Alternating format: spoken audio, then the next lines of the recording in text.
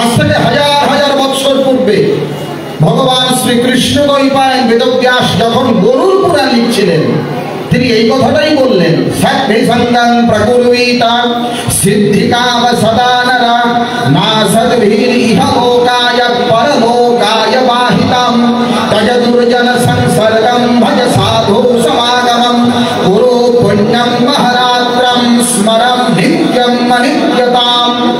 গরুর পুরাণ পূর্বখণ্ড 108 অধ্যায় কি বলছে? সদ্ভিসঙ্গং প্রকুর্বীত সিদ্ধিকাম সদা নরা।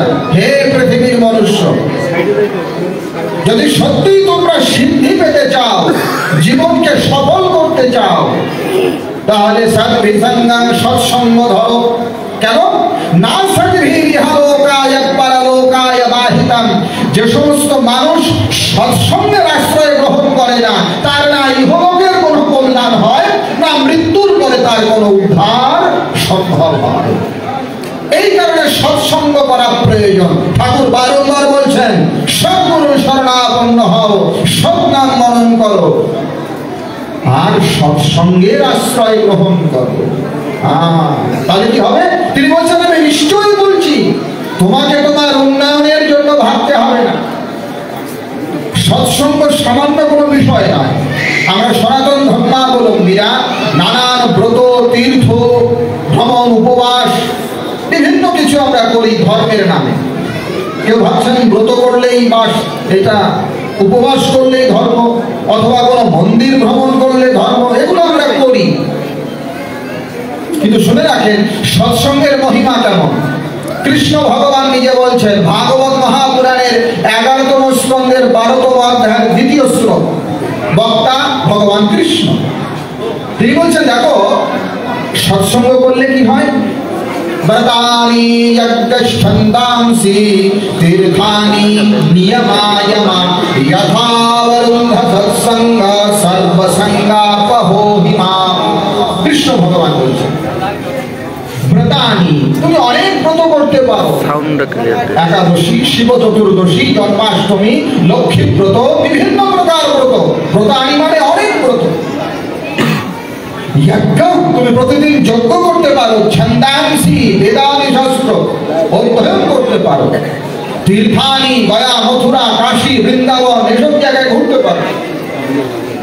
নিয়মা যমা, আসন, নিয়ম, পুরো কুম্ভ, প্রাণায়াম, বহু কিছু করতে পারো। কিন্তু শোনো, যথা বরুন্ধ সৎসঙ্গ সর্বসঙ্গাপহো হিমাং। কৃষ্ণ ভগবান বলছেন তাপর যুগে যারা সৎসঙ্গ করে, ওই সৎসঙ্গী ব্যক্তি যেমন আমাকে বশ করে রাখে, আমাকে বশীভূত করে, একজন সৎসঙ্গীর কাছে আমি ভগবান যেমন ভাবে বশীভূত হই, এত হাজার ব্রত তীর্থ করলেও তার প্রতি আমি ওইভাবে বশীভূত হই না। কাজে সৎসঙ্গ প্রাণের জিনিস। সেই সৎসঙ্গের দরবারে আমরা সব উপস্থিত। হ্যাঁ, সৎসঙ্গে অংশগ্রহণ করাও সৌভাগ্য, সৎসঙ্গে বলাও সৌভাগ্য, শোনাও সৌভাগ্য। वासुदेव कथा प्रश्न पुरुषान् स्त्रीं पुनाति भक्तारं पृच्छकं श्रोत्रिंस्तत्पादो सलिलं यथा। অনেকেই আমরা হয়তো আসতে পারিনি, ঠিক আছে, যারা আসতে পারলো না তারা যে এমনি এমনি আসতে পারেনি তা কিন্তু নয়। যারা আসতে পেরেছে তারাও যে এমনি এমনি এসেছে তাও কিন্তু নয়। কারণেন বিনা কার্যং ন কদাচন বিদ্যতে। যোগ শিখোপনিষদ, আমাদের বেদ বলছে পৃথিবীতে এমন কোনো ঘটনা হতেই পারে না যার পিছনে কোনো রিজন নাই, কোনো কারণ নাই, অকারণ কিছু হয় না। বহু লোক শুনেছে আজকে সৎসঙ্গ হবে, ঠাকুরের কথা হবে, ভগবানের কথা হবে, কিন্তু সকলে আসতে পারেনি। বহু লোক এসেছে আবার চলেও গিয়েছে, আবার কিছু লোক বসে আছে। কেন হলো এগুলো? এমনি এমনি হয়নি। এর উত্তরটা দেওয়া আছে পদ্ম পুরাণের উত্তরখণ্ডের 195তম অধ্যায়। সেখানে বলছি, বলে কেন, কিভাবে হয়? দুর্লভৈ বা কথা লোকে শ্রীমদ্ ভাগবতোদ্ভবা কোটি জন্ম সমুত্থেন পুণ্যেনৈব তুলভ্যতে। শোনো শোনো, ভাগবত কথা। ভাগবত মানে ভগবান সম্বন্ধীয় কথা, জীবনের কথা। এটা কেমন? দুর্লভ ভাইবা, বহু দুর্লভ, যার তার ভাগ্যে হবে না। কেমন কেমন? কোটি জন্মা সমুত্থেনা পুণ্যেনৈবা তুলভ্যতে। যাদের পূর্ব পূর্ব পূর্ব জন্মে সুকৃতি সঞ্চয় করা আছে, যাদের পূর্ব পূর্ব জন্মে পুণ্য ফল সঞ্চয় করা আছে, কেবলমাত্র ওই ব্যক্তিরাই ভাগবতীয় কথা, সৎ কথা, ইষ্ট প্রথা শ্রবণ করতে পারে। যাদের সুকৃতি কপালে নাই, ওরা ইচ্ছা করলেও ইষ্ট প্রসঙ্গ শ্রবণ করতে পারে না। আমরা বিশ্বাস করি আমাদের প্রতি পরম পিতার দয়া আছে, আমরা পরম পিতার বাছাই করা সন্তান। নায়মাত্মা প্রবচনেন লভ্যো ন মেধয়া ন বহুনা শ্রুতেন ইয়মে বৈশপ্রণুতে তেন লভ্যস্তথৈষাৎ পাত্রিবুন্নতে তনং স্বাম। আমাদের বেদ বলছে নায়মাত্মা প্রবচনেন লভ্য। বড় বড় লেকচার দিয়ে ভগবানকে পাওয়া যায় না। হ্যাঁ, না মেধয়া, বড় বড় মাথা, বিশাল বুদ্ধি, ওগুলো দিয়ে পাওয়া যায় না। বহুনা শ্রুতে না, এদিক ওদিক শুনে বলে ওগুলো দিয়ে হয় না। তাহলে ইয়ামে বৈশপ্রণুতে তেনা, ভগবান দয়া করে যাদেরকে মনোনীত করেন, ভগবান দয়া করে যাদেরকে বরণ করেন, যাদেরকে তিনি আপন করেন, তারাই কেবল তার কথা শোনে, তারাই কেবল তার কথা বলে, আর তারাই তার কাজে অংশগ্রহণ করতে পারে। এই জন্য আমরা ভাগ্যবান। আমি সকল কাজের পাই হে সময়, তোমারে ডাকিতে পাইনি। আমি চাহি তারা সুত সুখ সম্মিলন, তব সঙ্গ সুখ চাইনি। চিন্তা করে দেখুন, আমাদের জীবনের 24 ঘন্টার অধিকাংশ কথাই আমরা বলি সব অকথা, আকথা। 24 ঘন্টার মধ্যে যত কথা শুনি তার বেশিরভাগই ঈশ্বর সম্বন্ধীয় নয়, জীবন সম্বন্ধীয় নয়, অধ্যাত্ম সম্বন্ধীয় নয়, সব বাজে কথা। অথচ ভগবান যে আমাদের এই ইন্দ্রিয়গুলো দিয়েছেন, চোখ, কান, নাক, হাত, পা, এগুলো তথাকথিত পাশবিক বিষয় ভোগের জন্য নয়। ও তো গরু ছাগল করবে। আহার নিদ্রা ভয়মৈথুনা সামান্য ভেদৎ পশুভির নরানাম জ্ঞানম নরানাম অধীত বিশেষো জ্ঞান নহীনা পশুভি সমানা। একটা পশুও খায়, একটা মানুষও খায়, একটা পশুও ঘুমায়, একটা মানুষও ঘুমায়, একটা পশুরও ভয় আছে, একটা মানুষেরও ভয় আছে, একটা পশুরও বছর বছর বাচ্চা হয়। আর মানুষের বিবাহ হলে স্ত্রী পুরুষ সংযোগ করলে বাচ্চা হয়। এগুলো করার জন্য আমরা এসেছি। শ্রী শ্রী ঠাকুর বলছেন, বহুর সেবায় দিন খোয়ালি, চলল জীবন বেমালুম, এক স্বার্থী না হওয়াতে জীবন হলো শুধু জুলুম। আমরা বহুর সেবা করছি, ছেলে মেয়ে সবার জন্য সময় আছে। আমার চাকরি, আমার ব্যবসা, আমার রাজনীতি, আমার অর্থনীতি, সব কিছুর জন্য আমি সময় বের করে রেখেছি। কিন্তু ভগবানের জন্য, ঠাকুরের জন্য, গুরুর জন্য, ইষ্টের জন্য আমার সময়টাই হয় না। সময়টাই বের করতে পারি, কি আশ্চর্য! অথচ তাকে সময় দেওয়ার জন্যই তো ভগবান আমাকে সময় দিয়েছেন, তার কাজ করার জন্যই ভগবান আমাকে পাঠিয়েছেন, তার সেবা করার জন্য, তার কথা প্রচারের জন্যই আমরা এসেছি।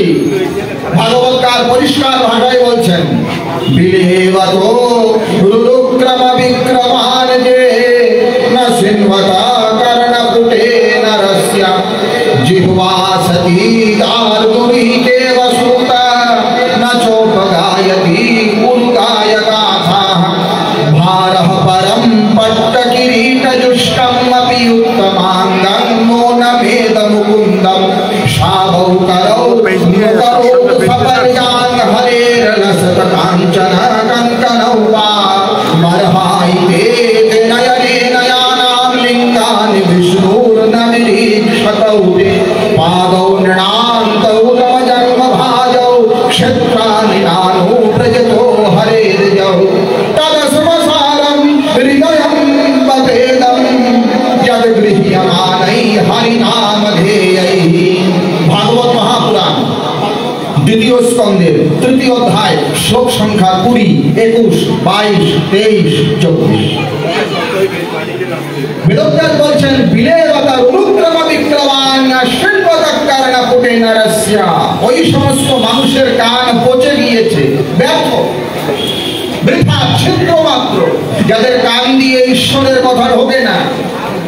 জিহ্বা সতি দারদুরি কেব সুত, সংস্কৃত ভাষায় দারদুরিক শব্দ, এটার বাংলা অনুবাদ করলে হয় ব্যায়াম, জিহ্বা সতি দারদুরি কেব সুত, ওদের জিহ্বা ব্যাঙের জিহ্বা। ভাগবতকার বলছেন ওই সমস্ত মানুষের জিহ্বা ব্যাঙের জিহ্বা হয়ে গেছে, যারা তাদের জিহ্বাকে ব্যবহার করে ঈশ্বর প্রসঙ্গ করে না, ভগবানের কথা বলে না, ঈশ্বরের কথা বলে না। সে বেঁচে থাকতেই মরে গেল, তার জীবনের কোনো মূল্যই নেই। যে ব্যক্তি তার জীবনকে ব্যবহার করে, তার ইন্দ্রিয়গুলোকে ব্যবহার করে ঈশ্বরীয় কাজ করে না। এই জন্য ঠাকুর বলছেন ঈশ্বরেরই ডাক এসেছে, তার কাছে তোর সঙ্গতি, যোগান দিয়ে ধন্য হতুই হক দলিত দুর্গতি। এই কারণে আমাদের একটু ভাবনা চিন্তা করা দরকার। শ্রী শ্রী ঠাকুর আমাদেরকে বলছেন, আরে মলমূত্রের মাঝখানে তোর জন্ম নেবার দ্বার, বিনাশ শ্রেয় অনুরাগেও পাবে কি উদ্ধার। আমরা কিসের অহংকার করি? আমাদের উৎপত্তি থেকে শ্রী শ্রী ঠাকুর বলছেন মলমূত্রের মাঝখানে, যে মল স্পর্শ করলে আমরা অপবিত্র হই, যে মূত্র বিসর্জন করে আমরা পবিত্র হই জল প্রদান ব্যবহার করে, ঠাকুর বলছেন ওইখানেই তো জন্ম নেওয়ার দ্বার, আমরা তো ওইভাবেই এসেছি। হ্যাঁ, সুতরাং বিনাশ শ্রেয় অনুরাগেও পাবে কি উদ্ধার। এই অপবিত্রতা থেকে পবিত্রতার রাস্তায় যেতে গেলে, এই অজ্ঞানতা থেকে জ্ঞানের রাস্তায় যেতে গেলে, এই ব্যর্থতা থেকে সফল হতে গেলে শ্রেয় অনুরাগের দরকার। জীবনে একজন শ্রেয় ব্যক্তির আশ্রয় গ্রহণ করা দরকার, জীবনে একজন সৎ আদর্শের দরকার। বিক্ষিপ্ত চলন আমরা চলছি, বিক্ষিপ্ত জীবনে যতক্ষণ পর্যন্ত আদর্শ গ্রহণ না হবে, গুরুকরণ না হবে, ততক্ষণ পর্যন্ত জীবনের চলন শৃঙ্খলাবদ্ধ হয়ই না। আমি মহাপণ্ডিত হতে পারি, আমি মহা শক্তিশালী হতে পারি, আমার অর্থ বিদ্যা অনেক থাকতে পারে, কিন্তু যতক্ষণ পর্যন্ত গুরুকরণ না হবে, আদর্শ গ্রহণ না হবে, কোন সব আদর্শে আমি আমাকে ন্যস্ত না করতে পারবো, ততক্ষণ পর্যন্ত এই বিদ্যা, এই বুদ্ধি, এগুলো কিচ্ছু কাজে আসবে না।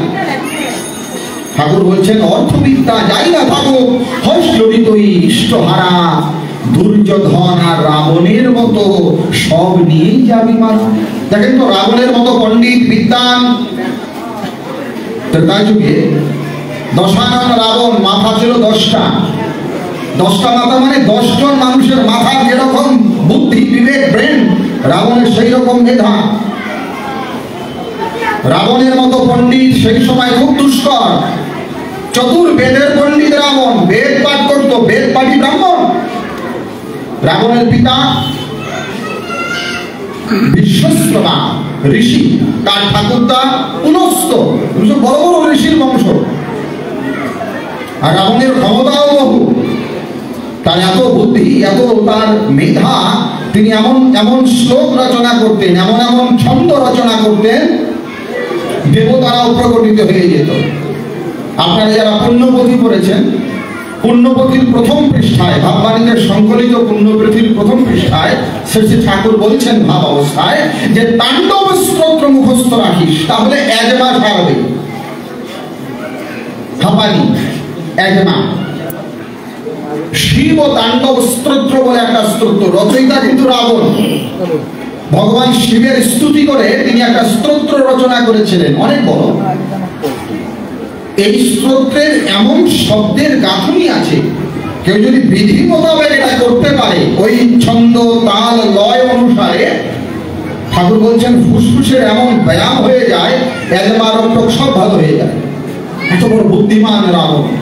জটারবি গলজ্জল প্রবাহ পাবিত স্থলে তলে বলম জলম্বিতম ভুজঙ্গতুঙ্গ মালিকম ডমড্ডমড্ডমড্ডমম নিনাদবড্ডমর ভয়ং চকার চণ্ড তাণ্ডবং তনাতুনঃ শিব শিবম জটাকটাহ সম্ভ্রম ভ্রমন্দিলিং পনির্ধরি বিলোলবীজি বল্লরি বিরাজমান মূর্ধনি ধটক ধটক ধটক জগল্ললাট পট্ট পাবকে কিশোর চন্দ্রশেখরে রতি প্রতিক্ষণম মম ধরাধরিং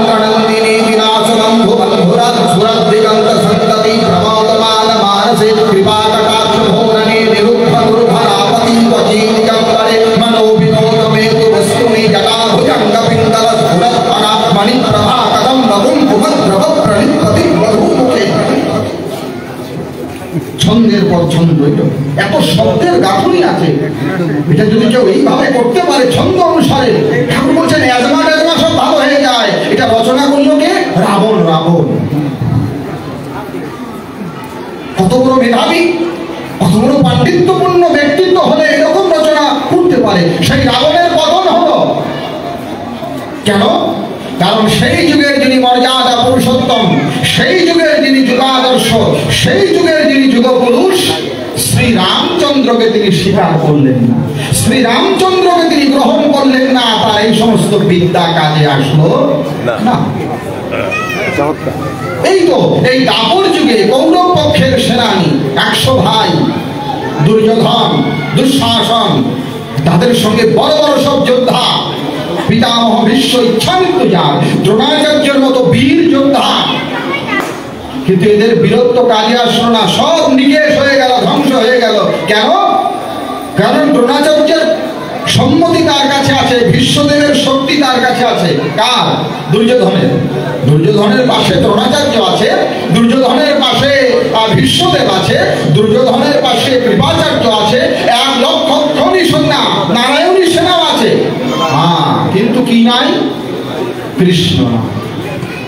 সব দুর্যোধনের কাছে আছে, কিন্তু ওই যুগের যিনি যুগাদর্শ, ওই দাপর যুগের যিনি লীলা পুরুষোত্তম, ওই দাপর যুগের যিনি প্রেরিত পুরুষ, সেই পূর্ণ ব্রহ্ম ভগবান কৃষ্ণ, তাকে তিনি গ্রহণ করলেন না। এই জন্য তার সমস্ত শক্তি সামর্থ্য সেনা থাকা সত্ত্বেও ধ্বংস হয়ে গেল।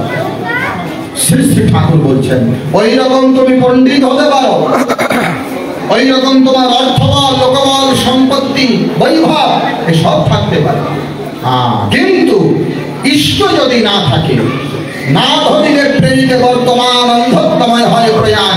যে সময় যিনি যুগের ধারাকে প্রবর্তনা করে যুগের উন্নতি সাধনের জন্য আসেন, তখন তাকেই ধরতে হয়। তাকে যদি আমি না ধরতে পারি, সেই যুগপুরুষকে যদি আমি আশ্রয় না দিতে পারি, তাহলে দুর্যোধন আর রাবণের মতোই অবস্থা। এই জন্য শ্রদ্ধেয় দাদা মায়েরা, যুগ পুরুষোত্তমের আশ্রয় গ্রহণ করা প্রয়োজন।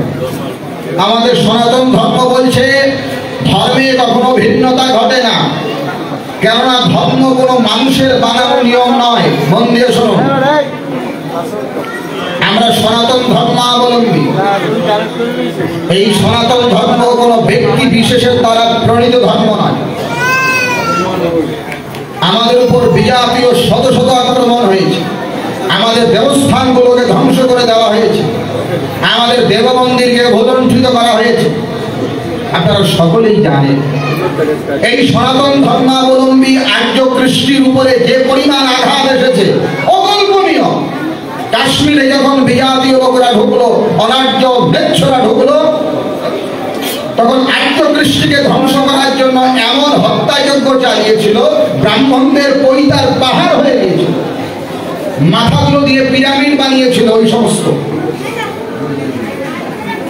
এমন অত্যাচার আমাদের উপর হয়েছে, কিন্তু আর্য কৃষ্টি ধ্বংস হয় নাই, সনাতন ধর্ম বিলীন হয়নি। কেন জানেন? এটা কোনো ব্যক্তির দ্বারা বানানো মতবাদ নয়। ধর্মত সাক্ষাৎ ভগবৎ প্রণীতম ভাগবত মহাপুরাণ 6ষ্ঠ স্কন্ধ। ভগবান বেদব্যাস বলছেন ধর্ম কোনো মানুষের বানানো হতে পারে না। ধর্মত সাক্ষাৎ ভগবৎ প্রণীতম, এটা সাক্ষাৎ ভগবান দ্বারা প্রণীত, ঈশ্বর দ্বারা প্রণীত। মনে রাখবেন, যাহা ঈশ্বর কর্তৃক সৃজিত হয়, যাহার সৃজনকর্তা স্বয়ং ঈশ্বর, কোন মনুষ্যের ক্ষমতা নাই সেটাকে ধ্বংস করে। কোন মানুষ যদি কিছু তৈরি করে, সেই মানুষ পারে সেটাকে মিটিয়ে দিতে। এই মাইকটা মানুষ বানিয়েছে, সুতরাং মানুষরা এটাকে ধ্বংস করতে পারে। মনুষ্য সৃজিত যা কিছু মানুষ নিজেরা বানায়, মানুষ ইচ্ছা করলে সেটা ভেঙে দিতে পারে, ধ্বংস করতে পারে, নষ্ট করে দিতে পারে। কিন্তু যা ঈশ্বর কর্তৃক সৃজিত হয়েছে, সেটা কোনো মানুষের ক্ষমতা নাই বিলীন করা। পবন বাতাস কোনো মানুষ তৈরি করেনি, কোনো মানুষ তৈরি করেনি। জল কোনো মানুষ তৈরি করেনি। মহাশূন্য আকাশ কোনো মানুষ তৈরি করেনি। অগ্নিতত্ত্ব কোনো মানুষ তৈরি করেনি। পৃথিবী তেজ মরুদ্গম পঞ্চমহাভূত বলা। সুতরাং মানুষ এগুলোকে বিলীন করতে পারে না, এগুলোকে নিঃশেষ করে দিতে পারে না, কারণ শক্তির কখনো বিনাশ হয় না। এটা আধুনিক ভৌত বিজ্ঞানীরাও স্বীকার করছে। তাহলে আমরা যে সনাতন ধর্মের লোক, ব্যাস, বশিষ্ঠ, বিশ্বামিত্র আমাদের গোত্র পিতা, কাশ্যপাদি মহর্ষি আমাদের গোত্র পিতা, এই ধর্ম কোনো মানুষের দ্বারা হয়নি, মনে রাখবেন। এই জন্য যতই আক্রমণ হোক আর যতই আমাদের বিরূপ পরিস্থিতিতে পড়তে হোক না কেন, সনাতন ধর্ম চিরকাল ছিল, সনাতন ধর্ম চিরকাল থাকবে। এই সনাতন ধর্মের বিলয় কখনো সম্ভব নয়। কিন্তু ধর্ম তো সাক্ষাৎ ভগবৎ প্রণীত, মাঝে মাঝে আমরা ধর্ম নিয়ে উল্টো পাল্টা করি। ধর্ম নিয়ে উল্টো পাল্টা মানে ধর্ম কিন্তু চিরকালই এক, এটার কোনো পরিবর্তন হয় না। ঠাকুর বলছেন ঈশ্বর এক, ধর্ম এক, প্রেরিত সেই একই বার্তাবাহী। ধর্ম চিরকালই এক, কিন্তু আমরা মাঝে মাঝে এই ধর্মকে নিজের স্বার্থে, বৃত্তি প্রবৃত্তিকে পোষণের নিমিত্তে ব্যবহার করে ধর্মের বিকৃতি ঘটায়। ওটার নাম ধর্মের গ্লানি। এই গ্লানিকে অপনোদন করার জন্য যিনি ধর্মের মূর্ত পুরুষ, অর্থাৎ যিনি ধর্মের প্রণেতা, সেই ভগবান, তিনি যুগে যুগে আমাদের মাঝে মনুষ্য শরীরে আসেন, নিজে আচরণ করে তিনি ধর্মকে প্রতিষ্ঠা করে যান। গীতার মধ্যে চমৎকার ভাবে ভগবান কৃষ্ণ এই কথা বলছেন, নমে পার্থস্তি কর্তব্যং ত্রিষু লোকেষু কিঞ্চন নানা ব্যক্তম অবর্তম ভর্ত এব চ কর্মণি यदि अहं न वर्तयं यातो कर्मणतन्द्रितः ममो वर्त्मानुवर्तन्ते मनुष्याः पार्थ सर्वशः उत्सिदेरुमलकान् कुर्यात् कर्म चेदहं शङ्करस्य जगत्यास्यामुपाहानि न प्रजाः। শ্রীমদ্ ভগবদ গীতা 3য় অধ্যায়। আচ্ছা, ভগবান কেন আসেন জানেন? আমাদের বাচ্চা বাচ্চা ছেলেমেয়েরা জানে এটা। এখন টেলিভিশনের কল্যাণে এটা মানে অন্য কোন শ্লোক জানুক আর না জানুক, মোটামুটি এই শ্লোকটা সবাই জানে। আপনারা কি কোন শ্লোকটা? यदा यदा हि धर्मस्य ग्लानिर्भवति भारत अभ्युत्थानमधर्मस्य तदात्मानं सृजाम्यहं परित्राणाय साधूनां विनाशाय दुष्कृतं धर्म संस्थापनार्थाय सम्भवामि युगे।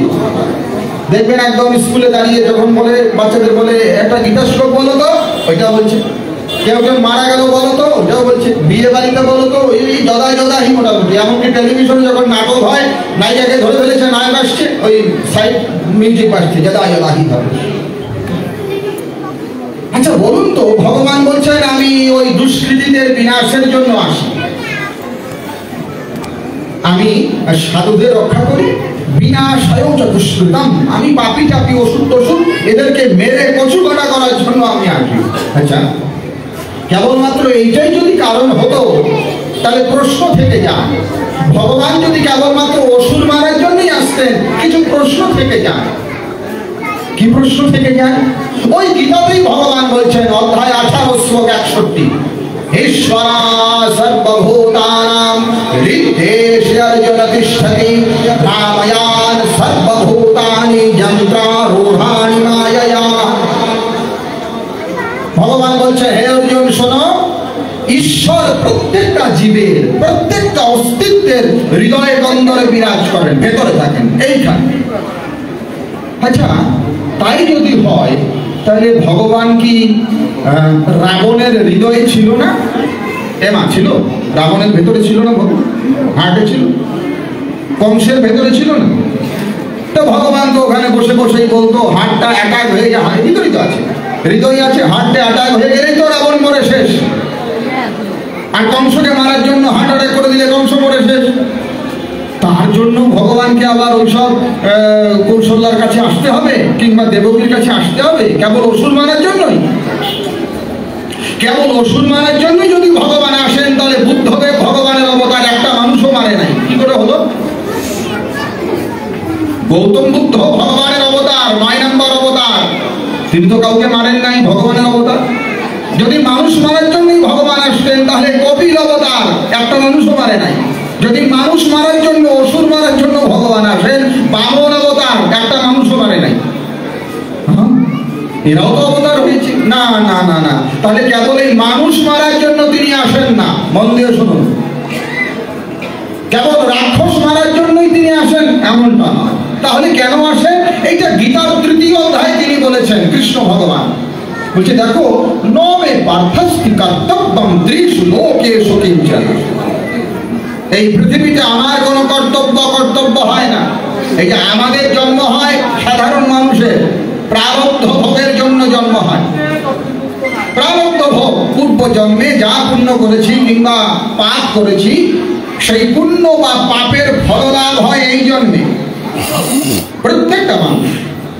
কবিরা বলে, পঞ্চভূতের ফাঁদে ব্রহ্ম পড়ে কাঁদে। পঞ্চভূতের ফাঁদে আমরা একটা ব্রহ্ম। দেখবেন বাচ্চা জন্ম নিলেই কান্না করে, জন্ম নিলেই কান্না করছে। যদি না কান্না করে ডাক্তার বলছে অসুবিধা আছে, ওকে কান্না করাও। কান্না করাতে হবে, না হলে অসুবিধা আছে। মহাজনরা বলছেন কাঁদে কেন? জন্ম নিয়েই বলছে, ওই যে গর্ভে ছিল, যোগে ছিল, ঘুমে পড়ে খেলো মাটি, ধাত্রীতে কেটেছে নারী মায়ার বেরি কিসে কাটি। আমরা গর্ভাবস্থায় যোগযুক্ত থাকি, গর্ভ থেকে নিষ্কৃত হওয়ার সঙ্গে সঙ্গেই মায়া প্রপঞ্চ স্পর্শ করে দেয়, আর আমরা কেঁদে উঠি। এটা আমাদের হিসাব, আমাদের হিসাব। কিন্তু যাকে কেন্দ্র করে আমরা বসেছি, শ্রী শ্রী ঠাকুর অনুকূল চন্দ্র, তার জীবনটা কেমন? তিনি আসলেন কখন কেউ জানে না। মাতা মনমোহিনী দেবী নিদ্রায় আচ্ছন্ন, তন্দ্রায় আচ্ছন্ন। যিনি ধাত্রী, তিনিও তন্দ্রায় আচ্ছন্ন। যেমন আমরা ঘুমিয়ে থাকি, এই ঘুমন্ত অবস্থায় যদি চোখে কোনো টর্চ মারা যায়, দেখবেন ঘুমিয়ে আছেন, এই চোখের উপর যদি কেউ টর্চ মারে, হঠাৎ করে আমরা চমকে উঠে যাই। মনমোহিনী দেবী তন্দ্রাচ্ছন্ন, ধাত্রী তন্দ্রাচ্ছন্ন। প্রভাত সময় হঠাৎ তারা আলোর ঝলকানি উপলব্ধি করলেন, মনে করলেন কেমন যেন একটা আলো প্রকটিত হলো, চোখটা খুলে ফেলেছেন। খুলে ফেলে দেখছে শিশু ভূমিষ্ঠ। কি করে হলো কেউ জানে না। কিন্তু আশ্চর্যের বিষয়, এই বাচ্চাটা অর্থাৎ ওই অনুকূল চন্দ্র জন্ম নিয়ে কান্না করছেন না, অথচ মন্দ মন্দ মৃদু মৃদু হাসি মাখা তার মুখ। কেন? আমাদের জন্ম হয় প্রারব্ধ ভোগের জন্য। কৃষ্ণ ভগবান বলছেন, নামে পার্থস্তি কর্তব্যম ত্রিষু লোকেষু কিঞ্চন। তোমার জন্ম হয়েছে ভোগের জন্য, কিন্তু হে অর্জুন, আমার কোনো কর্তব্য নাই। এই জন্য আমরা জন্ম নিয়ে কান্না করি। আর প্রেরিত পুরুষ যারা, তারা জন্ম নিয়ে হাসে, অর্থাৎ তারা বোঝাতে চায় যে জগৎবাসীর সমস্ত কান্নাকে মুছে দিয়ে মানুষের ভেতরে হাসি আনন্দের অমৃত জীবনকে দান করার জন্যই আমি এসেছি। তাই শ্রী ঠাকুর জন্ম নিয়েই হেসে হেসে গোটা বিশ্ববাসীকে বলছেন, তোমরা দেখো আমি এসেছি তোমাদের যন্ত্রণাকে বিদূরিত করে তোমাদের হৃদয়ে প্রেম ও ভক্তির অমৃত সুধা পরিবেশনের নিয়ে। তিনি বলছেন, যদি আহম না বার্তায়ম যাতু, মন দিয়ে শোনেন, আমি কেন আসবো? যদি আহম না বার্তায়ম যাতু কারমানতন্দ্রিতঃ মমোবৎমানুবর্তন্তে মনুষ্যা পার্থ সর্বশ। যদিও আমার কোনো দায়িত্ব নাই, কোনো দায় নাই, কিন্তু তথাপিও আমি কর্ম করি। কারণ আমি যদি না করি, ভগবান কৃষ্ণ বলছেন, আমি যদি না করি, আমি যদি দেখিয়ে না দেই, আমি যদি বুঝিয়ে না দেই, আমি যদি নিজে আচরণ করে দেখাই না দেখাই কোনটি ধর্ম, তাহলে লোক সকল উচ্ছন্নে যাইবে, বুঝতে পারবে না কি করে ধর্ম হয়, কোনটা ধর্ম, কোনটা অধর্ম, কোনটা কর্তব্য, কোনটা অকর্তব্য। তাই কৃষ্ণ বলছেন, আমি লোকশিক্ষার জন্যই আসি, আপনি আচরি ধর্ম জীবের শেখায়। প্রকৃত ধর্ম কি, ওইটা বোঝানোর জন্যই সেই নিরাকার নির্লিপ্ত ত্রিগুণাতীত পরব্রহ্ম সাকার সগুণ সবিশেষ হয়ে আমাদের মতো দুই হাতওয়ালা। হিন্দুরা মনে করে ভগবান কেমন জানেন? সুপারম্যান। হিন্দুরা ভাবে, হিন্দু ছেলেমেয়েরাও ভাবে এরকম, হিন্দুর ভগবান কেমন হবে? সুপারম্যান হবে। মাথার পিছনে চক্র ঘুরবে, বন বন বন বন বন করে, এদিক দিয়ে সাইন করে আগুন বের হয়ে গেল। দেখুন আমরা সিরিয়ালে দেখছি, এদিক দিয়ে সাইন করে আগুন বের হয়ে গেল, এইরকম ভগবান হবে। আর এই লোকে এসে দেখছে, আরে এরা যে ঠাকুর ঠাকুর অনুকূল চন্দ্র করছে, তো মানুষ কিন্তু দুইটা হাত, দুইটা পা, মাথার পেছনে চক্র নাই, গলায় কোনো ধাতব স্ফটিক আদির মাল্যও নাই, জটা জুটোও নাই, গৈরিক প্রশ্ন ধুতি পরে একটা মানুষ, তো মানুষের পূজা করে, এদের কাছে যাওয়া যাবে না। হ্যাঁ, মানুষের পূজা করিস, তো ভগবানের পূজা করিস না। লোকে বলে, এটা আজকে বলে নয়, এটা সারা জীবন আমরা বলে এসেছি, সারা জীবন বলে এসেছি। ভগবান কৃষ্ণ গীতায় দুঃখ করে বলছেন, অবজানন্তি মাং মূঢ়া মানসিং তনুমাশ্রিতম পরম ভাবম অজানন্তা মম ভূতমহেশ্বরম। শ্রীমদ্ ভগবদ গীতা 4th অধ্যায় জ্ঞানযোগ, বক্তা কৃষ্ণ। যখনই যখনই ভগবান এসেছেন, মন দিয়ে শুনুন, আমরা আজকে এখানে বসে সৎসঙ্গ শুনছি এমনটা ভাববেন না। আমরা তো সেই সত্যযুগেও ছিলাম, যখন বিশ্বামিত্র, বশিষ্ঠ, বড় বড় ঋষিরা বেদ ব্যাখ্যা করতেন, উপনিষদ ব্যাখ্যা করতেন। আমরা তখন ছিলাম, আমরা মাথা নাড়িয়েছি, কিন্তু কিচ্ছু মানি নাই, গ্রহণ করি নাই। আবার জন্ম হয়েছে ত্রেতাযুগে, যখন ভগবান শ্রীরামচন্দ্র আসলেন, মহর্ষি বাল্মীকি রামায়ণ রচনা করে রামচরিত্র ব্যাখ্যান করলেন। আমরা তখনও ছিলাম, আমরা বলেছি যে হ্যাঁ, রামচন্দ্র তিনি একজন ভালো যোদ্ধা, আমরা বলেছি। কিন্তু আমাদের মতো পণ্ডিত তখন ছিল। আমরা এখন টিকিতে গিট দিয়ে দিয়ে বলেছি হ্যাঁ হ্যাঁ, রামচন্দ্র ভালো যোদ্ধা, কিন্তু ভগবান হতে পারবে না, অসম্ভব। এই তো দশরথের ছেলে, এই তো সেদিন জন্ম হলো, দশরথের ছেলে কৌশল্যার গর্ভে এলো, ভগবান হয়? এটা বাড়াবাড়ি, এটা তোমাদের বাড়াবাড়ি।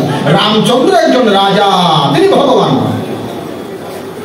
এই তো দাপুরে যখন কৃষ্ণ ভগবান আসলেন, আমরাই বলেছি তো, আমরাই তো ছিলাম শিশুপালের দলে, আমরাই বলেছি হ্যাঁ, শ্রীকৃষ্ণ একজন ভালো যোদ্ধা, তিনি একজন ভালো প্রশাসক, শ্রীকৃষ্ণের চেহারাটা ভালো, দেখতে ভালো, কথাও বলে ভালো, কিন্তু ভগবান হতে পারে অসম্ভব না, আমরাই বলেছি।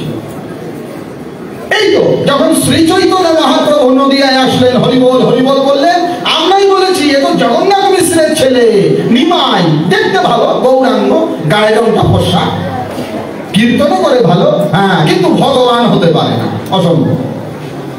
আর যখন দক্ষিণেশ্বরে ঠাকুর রামকৃষ্ণ আসলেন, আমরাই বলেছি এ তো পাগল, হিস্টেরিয়া, বিভাগের সমস্যা আছে।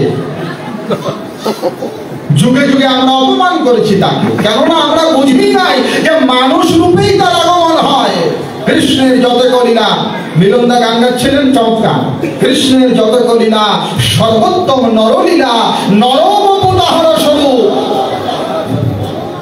মনুষ্য দেহের ভেতরেই তার প্রকাশ। এই জন্য মানুষ ভগবানের পূজা, আকাশের ভগবান খুঁজলে হবে না। বার্নার্স বলছেন beware of those who leave god in sky, ওদের কাছ থেকে দূরে দূরে থাকো যারা আকাশের ভগবান খুঁজে। তিনি আমাদের মতো হয়ে আসেন, আমাদের মতো হয়ে চলেন, এই জন্য মানুষ ভগবান। লালন বলেছে না, সহজ মানুষ ভজে রাখ না রে মন, দিব্য জ্ঞানে মানুষ ভজে রাখ না রে মন, দিব্য জ্ঞানে পাবি রে অমূল্য নিধি, পাবি বর্তমানে, পাবি বর্তমানে, সহজ মানুষ ভজে রাখ না রে মন, দিব্য জ্ঞান। মানুষটা বুঝতে হবে তো, মানুষ ভগবানের উপাসনা করতে হবে। কৃষ্ণ ভগবান তাই বললেন, অবজানন্তি মাং মূঢ়া মানসিং তনুমাশ্রিতম পরম ভাবম জানন্তা মম ভূতমহেশ্বরম।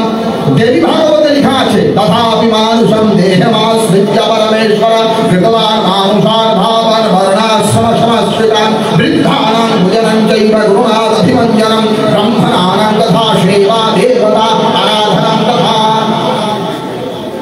যদিও তিনি পরমেশ্বর, নির্গুণ নির্লিপ্ত ঈশ্বর, কিন্তু যেহেতু তিনি এসেছেন মানুষের মতো, তাই তিনি মানুষের মতোই চলেন ফেরেন। এই মানুষ ভগবানের ভজন করতে হবে। কতবার তিনি আসবেন এর কোনো লেখা জোখা নাই, বেদে নাই তার রূপরেখা, কেউ হিসাব করতে পারবে না, কেউ বলতে পারবে না যে কতবার তিনি আসবেন। ভগবানের কতগুলো অবতার, এর কোনো লেখা জোখা হয় না। কৃষ্ণ ভগবান ভাগবত মহাপুরাণে বলছেন, জন্ম কর্ম বিধানানি সন্তি লিঙ্গ সহস্রশঃ মা শক্যস্তে অনুসংখ্যাতুম অনন্তম ময়াপি। দশম স্কন্দ ভাগবত মহাপুরাণ, বক্তা কৃষ্ণ। আজকে কৃষ্ণের কথা বেশি বলবো, ঠাকুরের কথা কম। লোকে বলে যে এরা এই অনুকূলের ভক্তরা এরা কৃষ্ণ কৃষ্ণ মানে না, বুঝলে, এরা কৃষ্ণ মানে না, ওদের কাছে যাবে না, খবরটা। ওরা তো গীতাই মানে না, ভাগবতই মানে না। হ্যাঁ, আসলে কে কি মানে আর কে না মানে এটা একটু বিচার করে দেখুন তো। কৃষ্ণ মানার অর্থ এই নয় ঘরে কৃষ্ণের শ্রী বিগ্রহ টানিয়ে দুই বেলা ধূপ কাঠি নাড়ানো। যাত্রার দলেতে দেখি সাজ করে সব হয় যোগী, ওসব হলো জাল বৈরাগী, বাসায় গেলে কিছুই নাই, আজগুবি বৈরাগ্য লীলা দেখতে পাই। কালনেমি নামে একজন ব্যক্তি ছিল, কালনেমি রাবণ পাঠিয়েছিল কিসের জন্য? হনুমানকে আটক করার জন্য। হনুমান যাচ্ছে বিষণ্ণকরণী নেওয়ার জন্য। ওই কালনেমি রাস্তার মধ্যে বসে বসে জোরে জোরে বলছেন রাম রাম রাম রাম রাম রাম। হনুমান ভাবছে বিশাল ব্যাপার তো, বড় ভক্ত, কে আমার প্রভুর নাম করে, দেখি তো মিশে এসেছে। দেখি বিশাল সুন্দর জটা জুটো বস্ত্র আদিতে ভূষিত একজন ঋষির মতো মানুষ, শুধু রাম রাম করছে। কালনেমি বলছে তুমি তো রামের অনুচর, আমি জানি। আরে প্রভু রামের জয় হবে, রাবণের পরাজয় হবে, এসব বোঝাচ্ছে। যাও যাও যাও, ওই নদীতে স্নান করে আসো। নদীতে পাঠিয়ে দিয়েছে কেন? ওখানে গেলেই একটা বিশাল কুমির আছে, রাক্ষস আছে, হনুমানকে খেয়ে ফেলবে। আর বিষণ্ণকরণী আনা হবে না, বিষণ্ণকরণী না আনলে লক্ষণের শক্তিশাল ছুটবে না, রামও মরে যাবে, লক্ষণও মরে যাবে, রাবণের জয় হবে। উদ্দেশ্য তার কিন্তু রাম নাম করা নয়, উদ্দেশ্য হলো হনুমানকে বিপদে ফেলা। কথা বুঝুন। তদ্রূপ ভাবে ধর্ম আমরা বাহিরে বাহিরে যতই করি না কেন, বাহিরে বাহিরে যাই দেখাই না কেন, এগুলো তারা ধর্ম প্রতিমান হয় না। বাহিরের বিষয়ে ভগবান আকৃষ্ট হন না। আমি কি বলছিলাম? ভগবান শ্রীকৃষ্ণ কি বলছেন শুনুন। তিনি বলছেন আমি কতবার আসি কোনো লেখা জোখা নাই, জন্ম কর্ম বিধানানি সন্তি ভেঙ্গ সংস্কৃতঃ না সত্যস্তনু সংখ্যাতুমান তন্ময়াপিহি। আমার অনন্ত অবদান, অনন্ত, অনন্ত মানে যার শেষ নাই। এই গৌতম বুদ্ধ নবম অবতার হলো আমাদের এই কলিযুগে, যে যুগে আমরা আছি, বুদ্ধ অবতার। কেন হলো? বৈদিক যজ্ঞ আদিতে পশু হিংসা হচ্ছিল ব্যাপকভাবে, বিধিপূর্বক নয়, অবিধিপূর্বক হিংসা হচ্ছিল। একটা বৈধ হিংসা আছে, বৈধ হিংসা, আর একটা অবৈধ হিংসা। রাস্তায় মাংস ঝুলিয়ে আছে, খেয়ে ফেললেন, অবৈধ। বিধিপূর্বক যজ্ঞ আদিতে নিবেদন করা কর্মকাণ্ডের বিধান অনুসারে ওটাকে বৈধ হিংসা বলে। বৈধ হিংসাকে হিংসাই বলে না। তো বুদ্ধাবতারের আগমনের উদ্দেশ্য ছিল হিংসা বেড়ে গেল কেবলমাত্র ইন্দ্রিয় তৃপ্তির জন্য, জিহ্বার লালসাকে নিবারণের জন্যই যজ্ঞ আদির নামে হিংসা। সেখান থেকে মানুষকে অহিংসার পথে নেওয়ার জন্য বুদ্ধাবতার। কিন্তু গৌতম বুদ্ধের শিক্ষা বিকৃত হলো অশোকের হাত ধরে। মন দিয়ে শুনুন। সম্রাট অশোক এসে বৌদ্ধ ধর্মের বিধানকে বিকৃত করে দিল, বর্ণাশ্রম ধর্মকে নষ্ট করে দিল, বেদ বিরোধিতা শেখালো। এজন্য বৌদ্ধরা নাস্তিক হয়ে গেল। তারা বেদ বিরোধী, বলছে বেদ বলতে কিছু হয় না। বৌদ্ধরা প্রচার করতে শুরু করলো বেদ অলিক গল্পের ফুলঝুরি মাত্র, পরকাল বলে কিছু নাই, শ্রাদ্ধপিণ্ড বলে কিছু নাই। এগুলো বৌদ্ধরা বলেছেন, চারবাকরা বলেছেন, কিছু মনে করবেন না। আমাদের মতো সমাজে দেখা যায় মাঝে মাঝে তথা কথিত কৃষ্ণ ভক্ত, আমরাও এইসব বৌদ্ধ মতবাদ, চারবাক মতবাদকে প্রণয়ন করে বলছি আর ওইগুলো কিছু লাগে না। শ্রাদ্ধ পিণ্ড ক্রিয়া, বর্ণাশ্রম, অন্নপ্রাশন, নামকরণ, চূড়াকরণ, নান্দিমুখ শ্রাদ্ধ, বৃষৎসর্গ আদি ক্রিয়া, এগুলো করা লাগে না। এগুলো নাস্তিক মতবাদ। আমার ঠাকুর বলেছেন পূর্বপুরুষ চেতন ধারা ধর্মে যদি ছাড়তে হয়, জোর গলাতে বলছি আমি নিছক সেটা ধর্ম নয়। যারা আমাদের প্রাচীন ঋষি মহর্ষিদের পথকে বাতিল করার কথা বলবে, যারা আমাদের প্রাচীন পূর্বপুরুষের বিধানকে লঙ্ঘন করার কথা বলবে, ফাঁস মনে রাখবেন এরা নাস্তিক।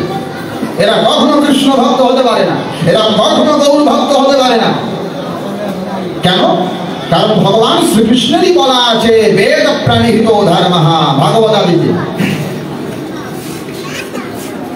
তো আমি যা বলছিলাম বুদ্ধাবতার হলো, কিন্তু অশোকের হাত ধরে এটা বিকৃত হয়ে গেল। তখন বেদ বিরোধী সনাতন কৃষ্টিকে ধ্বংস করা হচ্ছিল।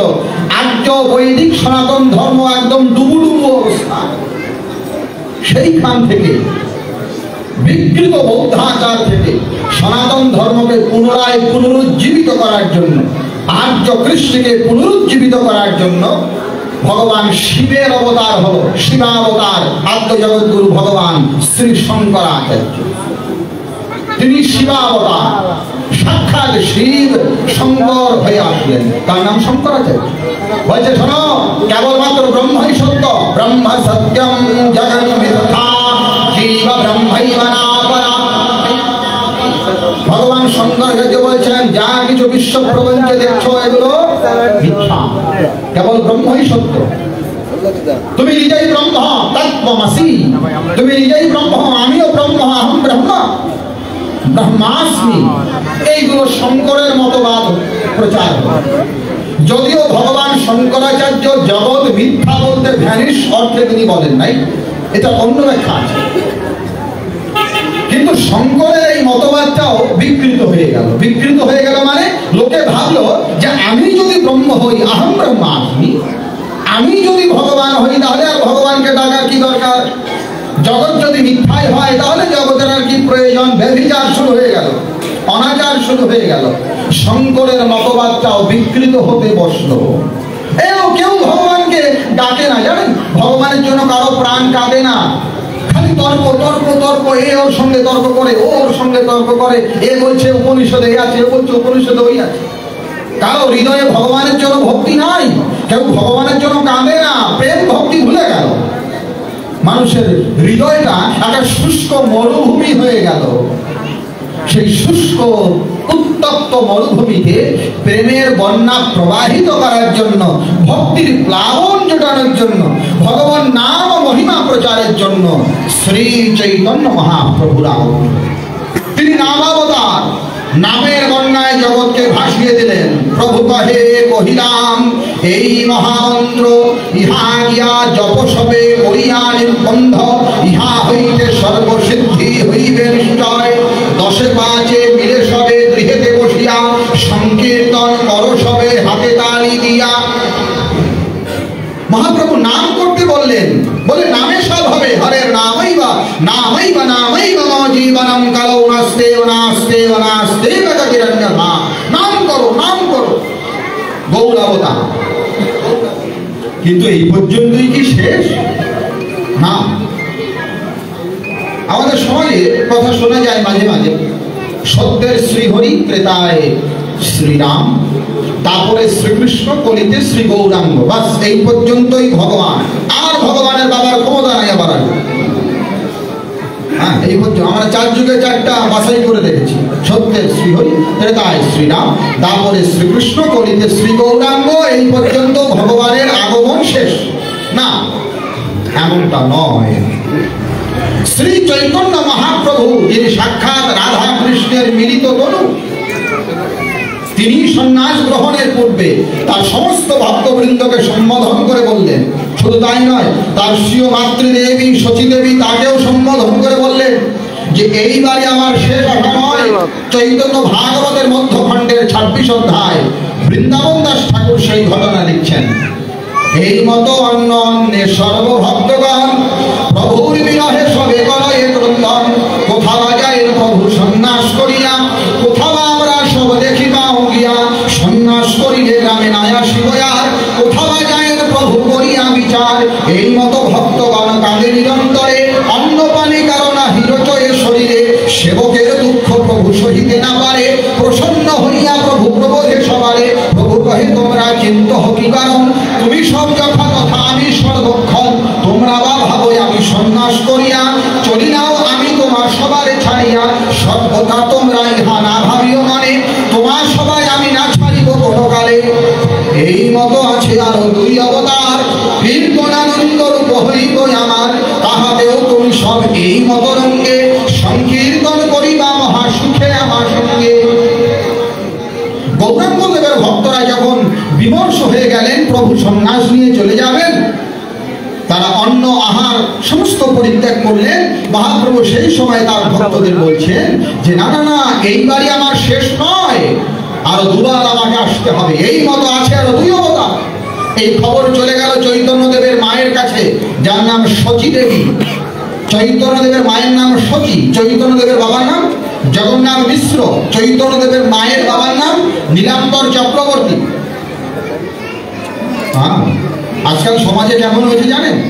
বড় বড় সব মহন্ত মহারাজ বাবাজি এসে বলবে কলিযুগের ব্রাহ্মণ সব রাক্ষস, কলিযুগের সব রাক্ষসের ব্রাহ্মণ পচে গিয়েছে। সব যত ব্রাহ্মণ আছে বিপ্র আছে এরা সব রাক্ষস, বিপ্ররা সব রাক্ষস। ব্রাহ্মণ নিন্দা, বিপ্র নিন্দা, দেবতা নিন্দা, কিসের দোহাই দিয়ে? কৃষ্ণ ভক্তির দোহাই দিয়ে, হরি ভক্তির দোহাই দিয়ে। অথচ ওরা ঘরের ভেতর পুজো করছে কার? শ্রী চৈতন্য, ওটার বাবাও ব্রাহ্মণ মাও ব্রাহ্মণ, নিত্যানন্দ বাবাও ব্রাহ্মণ মাও ব্রাহ্মণ, গদাধর বাবাও ব্রাহ্মণ মাও ব্রাহ্মণ, শ্রীবাস বাবাও ব্রাহ্মণ মাও ব্রাহ্মণ, রূপ গোস্বামী বাবাও ব্রাহ্মণ মাও ব্রাহ্মণ, সনাতন গোস্বামী বাবাও ব্রাহ্মণ মাও ব্রাহ্মণ, গোপাল ভট্ট গোস্বামী বাবাও ব্রাহ্মণ মাও ব্রাহ্মণ। তুমি খাচ্ছ ব্রাহ্মণের লেখা বই পড়ে, কার নাম বলছ? সুতরাং এগুলো সাবধান হয়ে যাবেন। উচ্চ অবজ্ঞা দেখবি যে তাই, হীন বংশ জানবি সে তাই।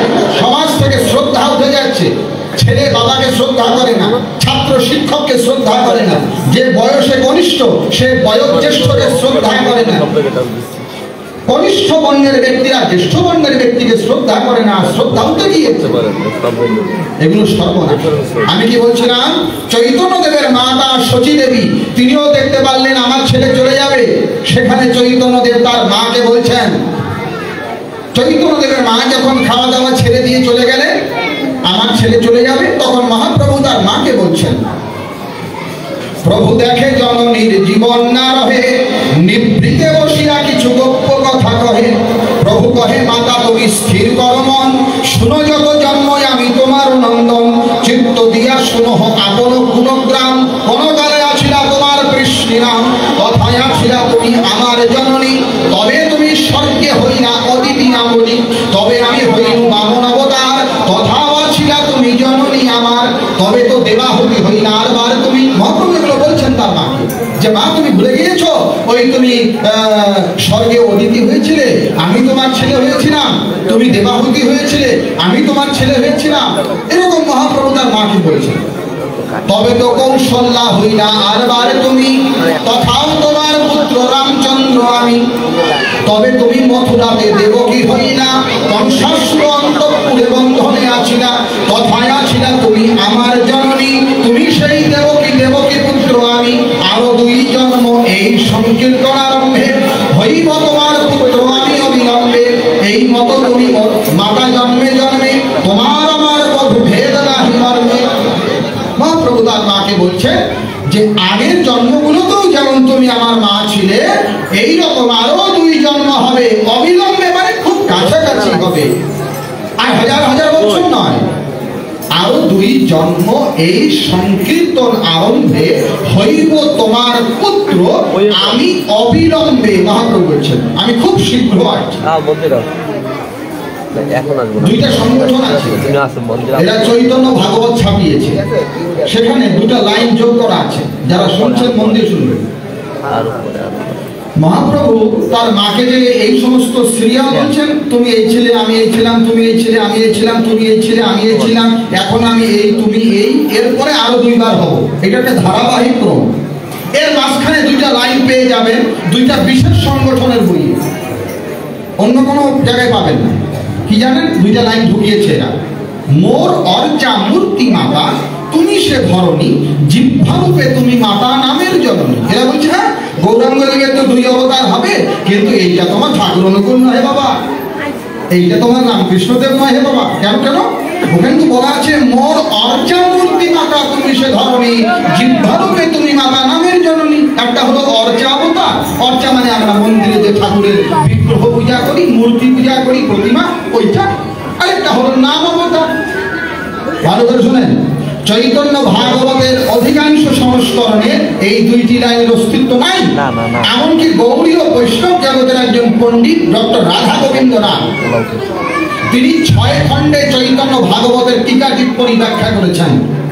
সেইখানে তিনি বলছেন যে প্রভুপাদ অতুল কৃষ্ণ গোস্বামী, যিনি হাতে লেখা চৈতন্য ভাগবতের পুঁথিগুলো সংকলন করেছিলেন, হাতে লেখা পুঁথি পাণ্ডুলিপি, সেইখানেও এই অতিরিক্ত এক্সট্রা 2 লাইন পাওয়া যায় না। কাজী মহাপ্রভু আবার আসবেন, এটা সত্য, কেবল চৈতন্য ভাগবতে নয়, অদ্বৈত প্রকাশ নামক গ্রন্থেও পাওয়া যায়। চৈতন্য মহাপ্রভু বলছেন আমি দুবার আসব। চৈতন্য দেবের পরে যখন চৈতন্য দেবের নাম প্রেম বন্যায় জগৎ প্লাবিত হলো, কিন্তু সংকীর্ণতা এসে গেল, অর্থাৎ সকলেই বলছে কেবল আমার মতটাই ঠিক, তুমি যা করছো ওটা ব্যাঠিক, কেবল ঈশ্বরের এই রূপটাই ঠিক, ওই রূপটা ব্যাঠিক। এই মতে মতে যখন দ্বন্দ্ব লেগে গেল, তখন সমন্বয় সাধন করার জন্য আসলেন, তার নাম শ্রী রামকৃষ্ণ পরমহংস। তিনি সমন্বয় আচার্য। তিনি বলছেন যেমন একই বস্তু পুকুরের এক ঘাটে কেউ খাচ্ছে বলছে জল, আরেক ঘাটে খাচ্ছে বলছে পানি, আরেক ঘাটে খাচ্ছে বলছে অ্যাকোয়া, আরেক ঘাটে খাচ্ছে বলছে ওয়াটার, তত্ত্ব একটাই। তেমনি ঈশ্বর একজন, তার বহু নাম আছে, বহু রূপ আছে। তুমি নিষ্ঠা সহকারে যে কোনো নাম যে কোনো রূপের ভজনা করো, ঈশ্বরকেই পাবে। এই সমন্বয় শিক্ষা দেওয়ার জন্য শ্রী শ্রী রামকৃষ্ণ দেবের আগমন হলো। তিনিও বলছেন আমি পার্শ্বদের সব জ্ঞান দিয়ে যাচ্ছি না, আমাকে আবার আসতে হবে। রামকৃষ্ণ কথামৃতে 1883 খ্রিস্টাব্দের 16ই অক্টোবর, সেখানে ঠাকুর রামকৃষ্ণ দেব বলছেন, একটা ইঙ্গিত তিনি দিচ্ছেন। তিনি বলছেন তাকে দর্শন হলে মনের সব সংশয় মিটে যায়, তাকে দর্শন হলে মনের সব সংশয় মিটে যায়, তখন অনুকূল হওয়া হয়। ঠাকুর রামকৃষ্ণের কথা এখনো যারা কথামৃত পড়েছেন কিংবা কারো বাড়িতে থাকলে দেখবেন এই শব্দটাই বলছেন ঠাকুর রামকৃষ্ণ। তখন অনুকূল হওয়া হয়। অনুকূল হওয়া বইলে মাঝি যেমন পাল্টি ধরে হাল ধরে বসে থাকে আর তামাক খায়, ভক্ত তদ্রূপ নিশ্চিন্ত হয়। ঠাকুর রামকৃষ্ণের পরবর্তী আগমনের ইঙ্গিত তার বক্তব্যের মধ্য দিয়ে তিনি দিয়েছেন। অর্থাৎ শ্রী চৈতন্যের পরে শ্রী রামকৃষ্ণ দেব এবং শ্রী রামকৃষ্ণ দেবের লীলা সংবরণের আনুমানিক 2 বছর পরে বাংলা 1295 30 ভাদ্র, বাংলাদেশের বর্তমান বাংলাদেশের হিমায়তপুর পূর্ব নাম সম্বল, সেখানে শিবচন্দ্রের ঔরসে মনমোহিনীর গর্ভে পরম প্রেমময় শ্রী ঠাকুর অনুকূল চন্দ্রের আবির্ভাব হলো।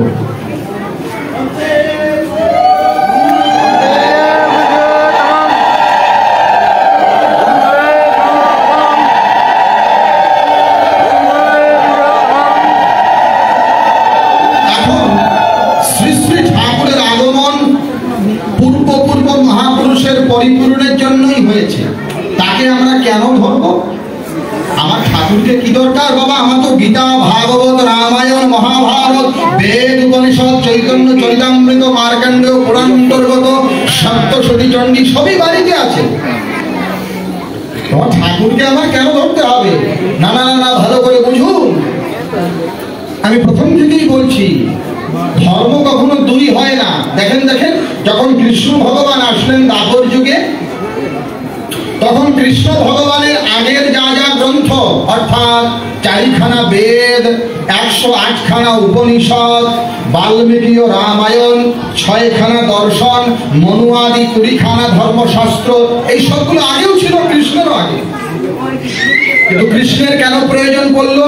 তারও আগে যান, যখন রামচন্দ্র আসলেন, রামের আগে 4খানা বেদ, 6খানা দর্শন, 108খানা উপনিষদ, মনুয়াদি 20খানা ধর্মশাস্ত্র, এগুলো রামেরও আগে ছিল।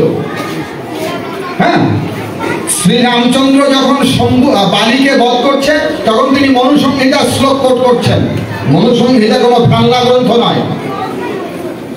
আমি কি বললাম যে ভগবান রামের আগেও বেদ উপনিষদ ছিল, ভগবান শ্রীকৃষ্ণের আগেও বেদ উপনিষদ ছিল, কিন্তু তারপরেও রামের প্রয়োজনীয়তা কেন পড়লো, কৃষ্ণের প্রয়োজনীয়তা কেন পড়লো?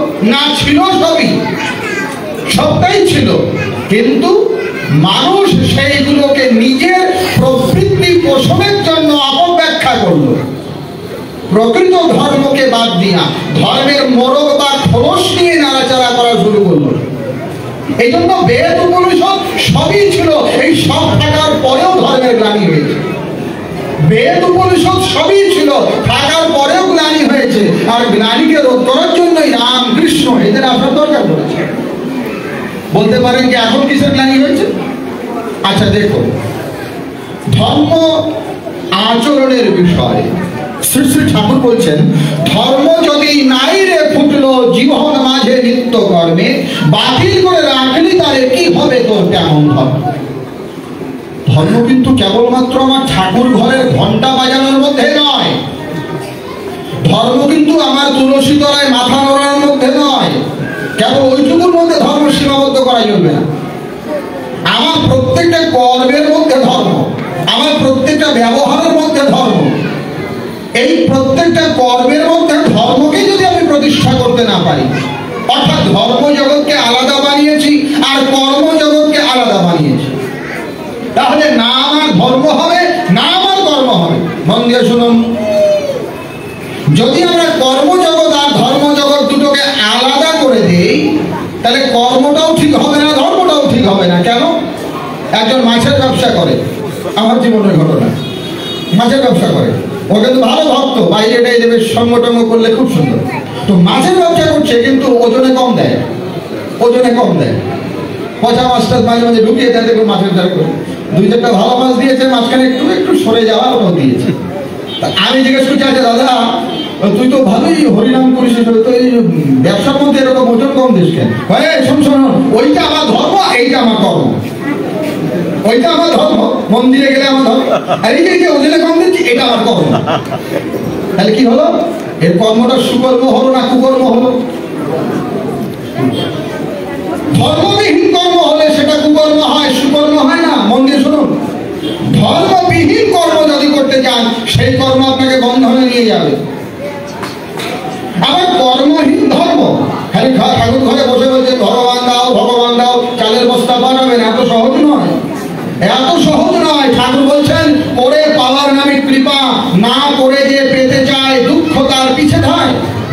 না ঋতে শ্রান্তস্য সখ্যায় দেবাঃ, ঋগ্বেদ সংহিতা, বেদ বলছে না ঋতে শ্রান্তস্য সখ্যায় দেবাঃ, নিজে পরিশ্রম করতে করতে যতক্ষণ পর্যন্ত তুমি ক্লান্ত না হবে ততক্ষণ পর্যন্ত ভগবান দয়া করবেন না, দেবতারা কৃপা করবেন না। কাজে আমি যদি কর্মহীন ধর্ম করি ওটাও ব্যর্থ। শ্রীমদ্ ভগবদ গীতায় ভগবান এই কথাই বলেছেন। কোথায় বলেছেন? অধ্যায় নম্বর 6 ভগবান কৃষ্ণ প্রথম শ্লোকেই বলছেন, শোনো, অনাশ্রিত্য কর্মফলং কার্যং কর্ম করোতি চ সা সন্ন্যাসী চ যোগী চ না নিরগ্নি চ ক্রিয়াঃ। কে সন্ন্যাসী? কেবল কাপড় রাঙালে হবে না, কেবল কাপড় রাঙালে সন্ন্যাসী হয় না। তোমরা ঠাকুর অনুকূল চন্দ্রের লোকেরা, তোমাদের মধ্যে সন্ন্যাসী নাই? তোমাদের ঋত্বিকা মন্ত্রতন্ত্র দেয়, এদের তো বিয়ে শাদী হয়, ছেলে মেয়ে হয়, হাতে সোনার আংটিও পড়ে, এগুলো আবার কেমন ধর্ম রে? না না না, এই কলিযুগে জঙ্গলের সন্ন্যাসীর দরকার কম। মন দিয়ে শোনেন, জঙ্গলের সন্ন্যাসীর কম দরকার আছে। কেন? কলিতে সন্ন্যাস ধর্ম সকলের জন্য নহে। ব্রহ্ম বৈবর্ত পুরাণ বলছে, অশ্বমেধং কপালম্বং সন্ন্যাসং পরমৈত্রিকম দেবলেন সুতৎপত্তিং কলৌ পঞ্চ বিবর্জয়েৎ। অশ্বমেধ কলিতে চলবে না, গোমেধ কলিতে চলবে না। সন্ন্যাস সকলের জন্য নয়, ক্ষেত্রজ পুত্র সকলের জন্য নয়।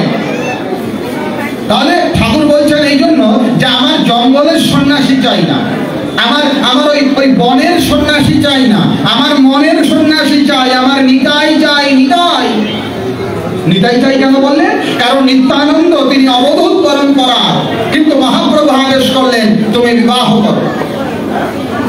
চৈতন্য দেবের আদেশে নিত্যানন্দ বিবাহ করলেন কৃষ্ণকান্ত সরকারের দুই কন্যা জাহ্নবা বসুধা, দুই বিবাহ নিত্যানন্দের বিবাহ করলেন। তাহলে জঙ্গলের সন্ন্যাসী দরকার নেই আমার মনের সন্ন্যাসী চাই।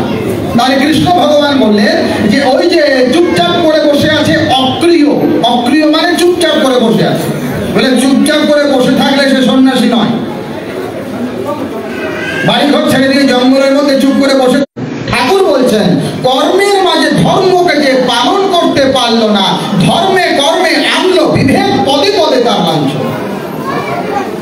কর্মের মাঝে ধর্মকে যে পালন করতে পারলো না, এই জন্য এই দুইটা সমন্বয় সাধন করার জন্য তিনি এসেছেন। শ্রী শ্রী ঠাকুর অনুকূল চন্দ্র নূতন কোন ধর্ম সৃষ্টি করার জন্য আসেন নাই, আমাদের বাপদাদা ঠাকুরদার বিধিবিধানকে পাল্টানোর জন্য আসেন নাই। তবে কেন তাকে ধরবো? তাকে এজন্যই ধরবো যে আমরা ভুলে গিয়েছি নিয়ম। আমরা মুখে বলছি আমরা হরিভক্ত, আমরা মুখে বলছি আমরা গীতা মানি, আমরা মুখে বলছি আমরা ভাগবত মানি, আদতে মানি না। কেন বলছি কথা? দেখেন গীতায় ভগবান কৃষ্ণ ৮ম অধ্যায় বললেন, কি বললেন? স্মরণ ভাবং ত্যাজন্তে কলেবরং তং তমৈ বৈতি কৌন্তেয় সদা তদ্ভাব ভাবিতঃ। আজকে যারা এখানে অনেকেই আছেন এখনো হয়তো দীক্ষা গ্রহণ হয়নি, মন দিয়ে শোনেন। প্রথম দীক্ষা প্রয়োজন আছে। ঈশ্বরের রাজ্যে ঢুকতে গেলে প্রথমে দীক্ষা, আদৌ দীক্ষা। দীক্ষা গ্রহণ করতে হবে সদ্গুরুর কাছে। যেমন তেমন কেউ গুরু হতে পারেন না। কান ফুকালেই এখন 3টা ফু চলে, একটা শাখে ফু, একটা হলো ওই চুলায় ফু, আর একটা কানে ফু। ব্যবসা 3টাতে চলে। শাখে ফু মানে মন্দিরে সুন্দর করে বাজাচ্ছে, এটা একটা ব্যবসা। আর চুলাই ফু রান্না বাড়ি করে বেড়াচ্ছে, ওটাও একটা ব্যবসা। এই 2টা যখন চলবে না তখন কানে ফু। গুরুগিরির গুরু দায়িত্ব নয় গো ছেলে খেলা, ব্যতিক্রমে ডোবে পাপে সঙ্গে নিয়ে চালা। এক অন্ধ পথ দেখাচ্ছে আরেক অন্ধ জানে, ফাঁকির খেলা চলছে দেশে, ভেবে দেখো মনে। কেউ ইচ্ছা করলেই গুরু হতে পারবে না, আমাদের বেদ বলছে এই কথা। अविद्यामन्तरे वर्तमाना स्वयं धीरा पंडितं मन्यमाना द्रंदं नमाना अंधेनैव नियमाना यथान्धाः। বেদ বলছে যেমন একটা অন্ধ আরেকটা অন্ধকে রাস্তা দেখাতে গেল, 2 অন্ধ মিলে গর্তে পড়ে গেল। তদ্রূপ ভাবে যে ব্যক্তি এখনো নিজেই ব্রহ্মতত্ত্ব জানেন না, যার প্রকৃত তত্ত্বজ্ঞান লাভ হয় নাই, ভেতরে এখনো কলুষতা বাসা বেঁধে আছে, ও যদি চালা করে তাহলে গুরু আর চালা দুজনেই নরকে ঠালা ঠালা। সাধা গুরুকরণ কোনো ছেলে খেলার বিষয় নয়। এই জন্য যারা দীক্ষা গ্রহণ করেননি আগে দীক্ষা নিতে হবে, আদৌ দীক্ষা। ভগবানের রাজ্যে নাম লেখাতে হলে প্রথম দীক্ষা। দীক্ষা বাদ দিয়ে যা কিছুই করেন কিচ্ছু হবে না। ভগবান শিব বলছেন স্বেচ্ছায়া রামমানচা দীক্ষা সংস্কার বর্জিতা না তস্যা সদ্গতি কাপি জপস্তীর্থ প্রদাদিভি। কুলার নক্তন্ত দীক্ষা গ্রহণ বাদ দিয়া যতই ব্রত উপবাস করুন না কেন, সদ্গুরুকে ধরা বাদ দিয়া যতই তীর্থ ভ্রমণ করুন না কেন, সদ্গুরুর আশ্রয় বাদ দিয়া যে মন্ত্রের মালাই করেন না কেন, ওই মালায়, ওই ব্রতে, ওই তীর্থে ফল লাভ হবে না। ঠাকুর অনুকূল চন্দ্র এই জন্য বললেন সৎ দীক্ষা তুই এক্ষুনি নে, ইষ্টেতে রাগ সম্প্রীতি, মরণ তারণ ইনাম জপে কাটে অকাল জম্ভিতি।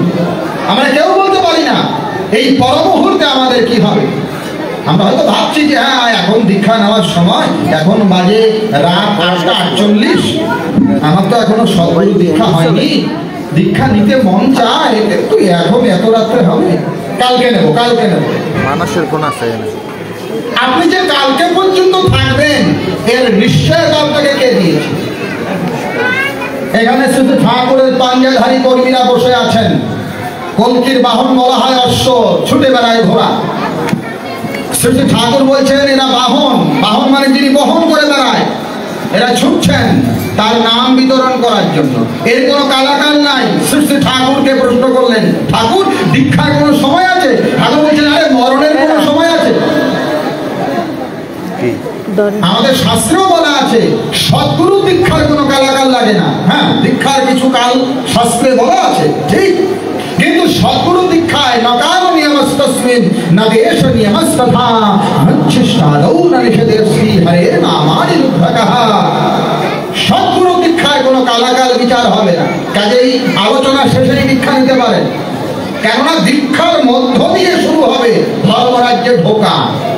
আমি কি বলছিলাম? ভগবান গীতায় চলে যান। এবার গীতায় বলছেন यं यं वापि स्मरण भावं त्याजत्यन्ते कलेवरं तं तमैवैति कौन्तेय सदा तद्भाव भावितम् अन्तकाले च मामेव स्मरन् मुक्त्वा कलेवरं यः प्रयाति समद्भावं याति नत्वा। हे अर्जुन, মানুষ যেমন যেমন চিন্তা করতে করতে করতে করতে করতে এই দেহ ছাড়ে, মরে যায়, মরার পরে তার তেমন তেমন তেমন তেমন জায়গায় গতি হয়।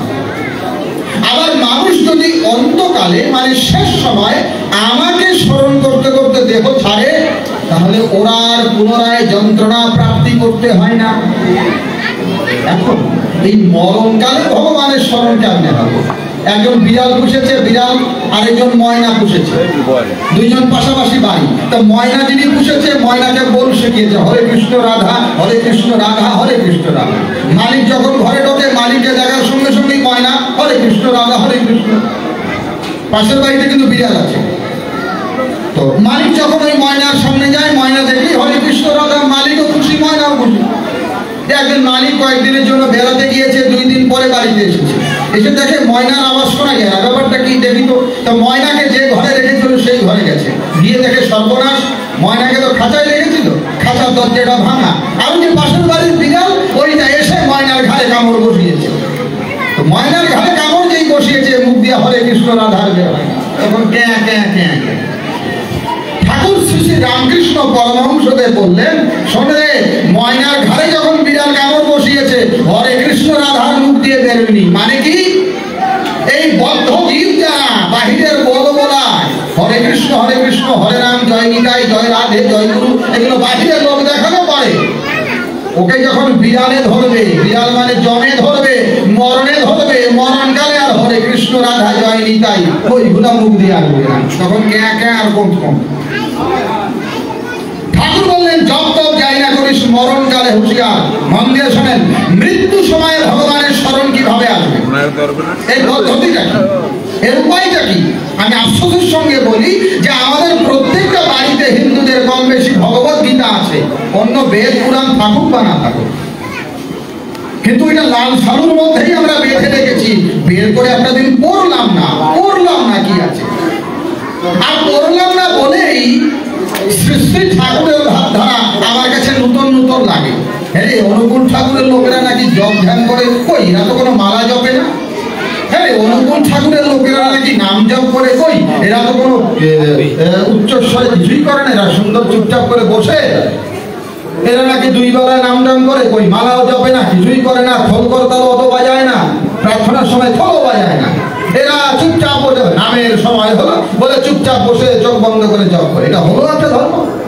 আরে কৃষ্ণ নাম করতে হবে, একটু বাহু খুলে, একটু চোখের জল টল ফেলে করতে হবে তো। ভগবান বলছেন এইভাবে চলবে না। ধর্ম আপনার আমার কথা দিয়ে চলে না।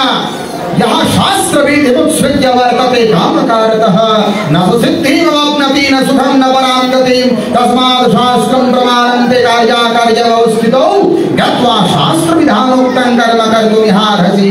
अध्याय नंबर 16 श्लोक 23, अध्याय 16 श्लोक 24 गीता।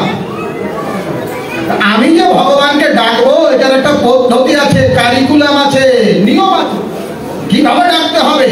শ্রী শ্রী ঠাকুরকে ধরে আমরা শিখলাম, মন দিয়ে শোনো, শ্রী শ্রী ঠাকুরকে ধরে আমরা শিখলাম। যাদের দীক্ষা হয়েছে, দীক্ষার সময় বলা হয় 2 বেলা জপ করবে। কিভাবে? মাথা, ঘাড়, মেরুদণ্ড 3টা সোজা করে বসবে, মুখ নড়বে না, জিহ্বা নড়বে না, ঠোঁট নড়বে না, মনটা এই ভুরু যুগলের মাঝখানে রাখবে, এইখানে। আর অনবরত ইষ্টমূর্তি জপ করবে, ইষ্টমূর্তি ধ্যান করবে, নামটা জপ করবে মনে মনে। আচ্ছা আসুন তো এইবার আমরা একটু মিলাই, এইগুলা কোথাকার কথা, এগুলো আসলো থেকে। আমাদের হিন্দুদের প্রধান ধর্মগ্রন্থ হলো বেদ। বেদের 2টা ভাগ আছে, একটাকে বলা হয় কর্মকাণ্ড, আরেকটাকে বলা হয় জ্ঞানকাণ্ড। কর্মকাণ্ড সংহিতা মন্ত্র ভাগ, জ্ঞানকাণ্ড হলো উপনিষদ ভাগ। এই উপনিষদে বলা আছে সন্ধ্যার কথা। আমরা সন্ধ্যা করি না? আরে যারা ঠাকুর অনুকূল চন্দ্রের মন্ত্র নিয়েছে তারাও করে, যারা নেয়নি তারাও করে। যারা যে গুরুর মন্ত্র নিয়েছে, প্রত্যেক গুরুদেবের মন্ত্রাশ্রিত যারা, তারা সন্ধ্যা করে, খুব ভালো। কিন্তু এই সন্ধ্যার তো কিছু নিয়ম আছে। এই শরীরে কোথায় সন্ধ্যা করতে হয় আর কখন সন্ধ্যা করতে হয়, এর বিধিবিধান না জেনে করলে হবে না। না জেনে না বুঝে যতই সাধন করেন, সাধনে কোনো কাজ হবে না। আমি প্রথমেই বললাম, এই মনুষ্য দেহ ভগবত প্রাপ্তি সাধন নিমিত্তে ভগবান তৈরি করেছেন। জগতের যত কল্যাণকর বস্তু এই সবগুলো দিয়ে ভগবান মনুষ্য দেহ বানিয়েছেন। এই জন্য মহাজনরা বলছেন এই মনুষ্য দেহ যেন ক্ষেত্র স্বরূপ। ক্ষেত্র মানে হলো ক্ষেত, খেতে যেমন ফসল চাষ হয় তেমনি মনুষ্য দেহে সাধন করে এটা চাষ করে ঈশ্বরকে পেতে হয়। এটা ক্ষেত। মন রে কৃষি কাজ জানো না, মন রে কৃষি কাজ জানো না, ও তোর মানব জমিন রইল পতি, আবাদ করলে ফল তো সোনা, মন রে কৃষি কাজ জানো না। কালী নামের দাওরে বেড়া, ফসলে গাছ রূপ হবে না, সে যে মুক্ত কেশী সত্য বেড়া, তার কাছে জম ঘেঁষে না, মন রে কৃষি কাজ জানো না। রামপ্রসাদ এইটা ক্ষেতের মতো, গীতাতেও বলা আছে এটা ইদম শৈলম কৌন্তেয়া ক্ষত্রবিধিয়া বিধীয়তে। এইখানে যে ফসলটা ফলাবো আমি, এর পদ্ধতিটা কি? ঠাকুরকে ধরে আমরা শিখলাম। এই মাথা ঘাড় মেরুদণ্ড সোজা করে বসতে হবে, নড়াচড়া করা চলবে না, আর ভুরু যুগলের মাঝখানে জপ করতে হবে। ঠাকুর অনুকূল চন্দ্র এটা কোনো বানানো ফর্মুলা দিলেন না, আমাদের বেদ বলছে এইটাই পদ্ধতি। প্রবর্ঘানস্য জাজঃ সন্ধি স এষ দৌর্গস্য পরস্য সন্ধির্ভবতীতি এতদ্ বৈ সন্ধিং সন্ধান ব্রহ্মবিদ উপাসতে। জালাল উপনিষদ 6 নম্বর মন্ত্র বেদ বলছে আপনি যে সন্ধ্যা করবেন এই শরীরে কোথায় করবেন? দেখেন বেদের বাণী, সত্য যুগের কথা। ঋষিরা বলছে ব্রবর্ঘানস্য জাজঃ সন্ধি স এষ দৌর্গস্য পরস্য সন্ধির্ভবতীতি এতদ্ বৈ সন্ধিং সন্ধান ব্রহ্মবিদ উপাসতে। এই ভুরু যুগলের মাঝখানে আর এই নাকটা যেখানে শুরু হয়েছে, নাকটা যেখানে শুরু হয়েছে আর এই ভুরু যুগলের মাঝখানে এই দুইটার যেখানে সন্ধি হয়েছে, সন্ধি মানে মিল, এই জায়গায় বসে সন্ধ্যা করবে। বেদ বলল যারা ব্রহ্মবিদ তত্ত্বজ্ঞানী তারা এইখানে সন্ধ্যা করবে। ও বাবা, আমি তো ভুলে গিয়েছিলাম। আচ্ছা কখন করবো? কেউ 5টায়, কেউ 6টায়, কেউ 7টায়, কেউ 8টায়। বলে না না না না না, দিবস্যাচরাত্রেষ্ঠ সন্ধিঃ সন্ধেতি নির্বিদা। বৃহৎ পরাশর সংহিতার 2য় অধ্যায় লেখা হলো সন্ধ্যা করবে কখন? যখন দিন শেষ হবে রাত শুরু, রাত শেষ হবে দিন শুরু। আপনারা সকলেই লক্ষ্য করেছেন সন্ধ্যাবেলায় আমরা যখন মাইকটা ধরেছিলাম ঠিক 5:16, ঠিক 5:16 যেই বেজে গেল শুরু হয়ে গেল বার বার কর বিনতি। আবার কালকে সকালবেলা যখন আমরা উঠবো এইখানের সময় অনুসারে 6:31 যেই হবে সেই আমাদের শুরু হয়ে 1 মিনিট আগেও নয় পরেও নয়। কেন কেন কেন? একটু হেরফের করলে অসুবিধা কি? অসুবিধা আছে? সময়ের কাজে সময় করতে হবে, অসময় করলে হবে না। সময় গেলে সাধন হবে না, সময় গেলে সাধন হবে না। অসময় কৃষি করে মিছামিছি খেতে মরে, গাছ যদিও হয় বীজের জোরে ফল ধরে না। তাই আমার সময় করতে হবে। শ্রী শ্রী ঠাকুর শেখালেন যেথায় থাকিস হোস না বেহুশ, করতে সন্ধ্যা প্রার্থনা, হবি তাতে কর্ম নিপুণ, শক্তি প্রার্থনা। আর শ্রী শ্রী ঠাকুরের জ্যেষ্ঠ আত্মজ পরম পূজ্যবাদ শ্রী বর্দা ওই সময়টা ভৌগোলিক বিচার অনুসারে নির্দিষ্ট করে আমাদের দেখালেন। আচার্য পরম্পরার মধ্য দিয়ে আমরা শিখলাম কোন সময় সকালের সন্ধ্যা করতে হয় আর কোন সময় সন্ধ্যাবেলার প্রার্থনাটা করতে হয়। ঠাকুরকে ধরে আমরা এটা শিখলাম। ভক্তমণ্ডলী, শ্রী শ্রী ঠাকুর যে জীবনের কথা বলেছেন, শ্রী শ্রী ঠাকুর যে শিক্ষা দিয়েছেন, এতে কারো মতবাদকে খাটো করা হয় না, এতে কোনো অবতারকে বাতিল করা হয় না, এতে কোনো মহাপুরুষের নিন্দা করা হয় না। হ্যাঁ, উল্টা তিনি বলেছেন পরের ইষ্ট নিন্দা করে হলি ইষ্ট নিষ্ঠ, নিজের পা ভাঙলি নিজে বুঝলি পাপিষ্ঠ। সুতরাং অন্যকে খাটো করে তিনি বড় হতে আসেন নাই, বরং তিনি বললেন ধর্ম কি? ধর্মে বর্ধতে বর্ধন্তে সর্বভূতানি সর্বদা তস্মাৎ ভ্রসতে হিয়ন্তে তস্মাৎ ধর্মং ন লোপয়েৎ। ধর্ম কি? ধর্মে বর্ধতে বর্ধন্তে সর্বভূতানি সর্বদা। যা করলে পরে আপনারও বৃদ্ধি হবে, পারিপার্শ্বিকেরও বৃদ্ধি হবে। অন্যে বাঁচায় নিজে থাকে, ধর্ম বলে জানিস তাকে। ধর্মে সবাই বাঁচে বাড়ে, সম্প্রদায়টা ধর্ম নয়। ঠাকুর আজকে দেখেন গোটা বিশ্বের যা অশান্তি হচ্ছে, ঠাকুরের বাণীটাকে ইমপ্লিমেন্ট করে দিন, সব ঠান্ডা হয়ে যাবে। অন্যে বাঁচায় নিজে থাকে, ধর্ম বলে জানিস তাকে। আমি যদি ভাবি যে ও ভালো থাকবে আমিও ভালো থাকবো, তাহলে ওর সঙ্গে আমার ঝগড়া হবে না। ছোট ভাই যদি ভাবে বড় ভাইও ভালো থাকুক আমিও ভালো থাকি, ঝগড়া হবে না। রাশিয়া যদি ভাবে ইউক্রেনের লোকও ভালো থাকুক, তার সরকারও ভালো থাকুক, ইউক্রেন যদি ভাবে রাশিয়াও ভালো থাকুক, গোলাগুলি বন্ধ। ইসরায়েল যদি ভাবে ফিলিস্তিনরাও ভালো থাকুক, প্যালেস্টাইনের লোকেরা যদি ভাবে ইসরায়েলেও ভালো থাকুক, ঝগড়া বন্ধ। তাই ঠাকুর যে দিগদর্শন দিলেন, যে জীবন বিধান দিলেন, এটা সর্বজনীন, প্রত্যেকটা মানুষের জন্য। আর তিনি বাস্তব করে করে ধর্মের কথা বললেন। তিনি বললেন তিনটি জিনিস কাটায় কাটায় পালন করবে, মহা মহা বিপদ থেকে ত্রাণ পাবে। যজন যাজন ইষ্টভৃতি করলে কাটে মহাভীতি।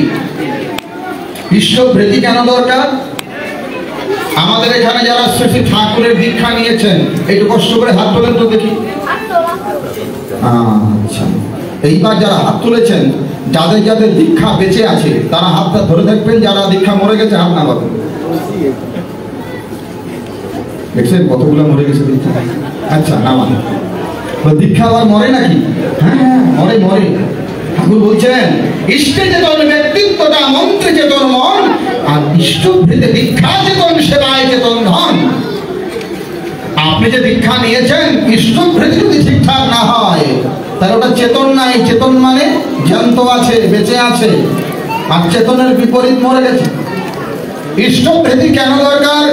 ইষ্টভৃতি নিয়ে আমাদের সমালোচনা সৎসঙ্গ জগতে। এরা সকালবেলা পয়সা দেয়, ঠাকুরকে টাকা দেয়, এগুলো আবার কিসের ধর্ম? এগুলো ব্যবসা।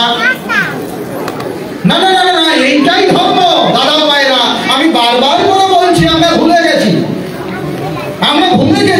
যুগে যুগে মহাপুরুষরা যা বলেছেন আমরা ভুলে গেছি বলেই আমাদের কাছে নূতন লাগছে, কিন্তু এইটাই ধর্ম।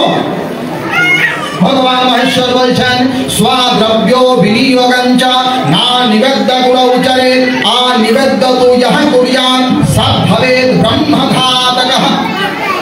পুরাণতন্ত্রের 12তম উল্লাসের 76 নম্বর মন্ত্রে ভগবান মহেশ্বর বলছেন স্বদ্রব্য বিনিয়োগঞ্চ না নিবেদ্য গুণ উচারে। মন দিয়ে শোনেন, নিজের উপার্জিত অর্থ সেইটা আগে গুরুকে দিতে হবে, তারপরে ব্যয় করতে হবে। আমাদের ঋষিরা বলছেন, ভগবান শিব বলছেন অনিবেদ্য যাহা কুরিয়াৎ স ভবেৎ ব্রহ্মঘাতকঃ। যারা নিজের উপার্জিত অর্থ গুরুকে না দিয়ে খরচ করে, ব্যয় করে, তার কি হয় বলে একটা ব্রহ্মজ্ঞ ব্রাহ্মণকে হত্যা করলে যে পাপ, একটা বেদজ্ঞ ব্রাহ্মণকে হত্যা করলে যে পাপ হয়, গুরুদেবকে নিবেদন না করে যদি কেউ অর্থ ব্যয় করে ওর কিন্তু সেই পরিমাণ পাপ। এই কারণে ইষ্টভৃতির যে বিধান বহু প্রাচীন, এমনকি গীতাতেও বলা আছে ইষ্টান ভোগান হিব দেবা দাস্যন্তে যজ্ঞভামিতা তৈর দত্যান প্রদায় ভোজ ভুঙ্ক্তে স্তের এবসা। অধ্যায় 3 শ্লোক 12 গীতা। যৎ করোষি দর্শনহি যৎ জুহোষি দদাসি যৎ তপস্যসি কৌন্তেয় তৎ পুরুষমদর্পণম। অধ্যায় 9 শ্লোক 27 গীতা। বহু জায়গায় আছে।